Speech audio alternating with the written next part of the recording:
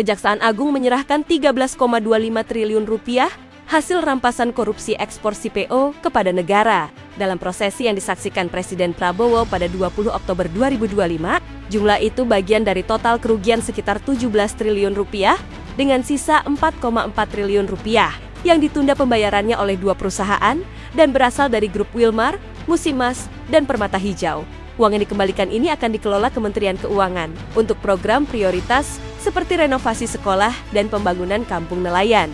Presiden menyampaikan apresiasi kepada jajaran kejaksaan, mengecam para pelaku korupsi, dan menegaskan agar penegak hukum tidak berhenti memburu aset negara yang masih hilang.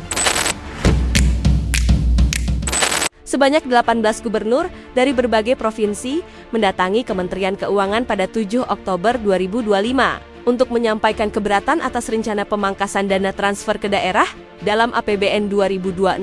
Menteri Keuangan Purbaya Yudi Sadewa menilai langkah tersebut wajar, namun menekankan agar daerah lebih dulu memperbaiki kualitas belanja sebelum meminta tambahan dana. Ia menegaskan, pemangkasan bukan hukuman, melainkan upaya menjaga fiskal negara agar lebih efisien dan tidak bocor di pos yang tidak produktif. Dukungan juga datang dari Mendagri Tito Karnavian yang menilai kebijakan ini perlu agar daerah lebih mandiri dan cermat mengelola anggaran. Pemerintah pusat melalui Purbaya menegaskan bahwa kebijakan ini bukan bentuk kekejaman terhadap daerah, melainkan langkah realistis demi kesehatan dompet negara dan tata kelola yang bersih. Hasil survei nasional Indeks Politika menunjukkan bahwa sekitar 83,5% publik merasa puas terhadap kinerja Presiden Prabowo Subianto selama 1 tahun masa pemerintahannya. Survei ini dilakukan terhadap 1.600 responden di 27 provinsi dengan tingkat kepercayaan 95%.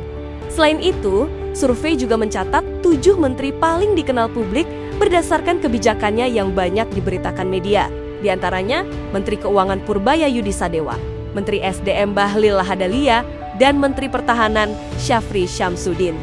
Direktur Indeks Politika, Fadli Alimin Hashim, menilai hasil ini menunjukkan perhatian masyarakat yang besar terhadap kinerja pemerintah dan pentingnya komunikasi publik para menteri.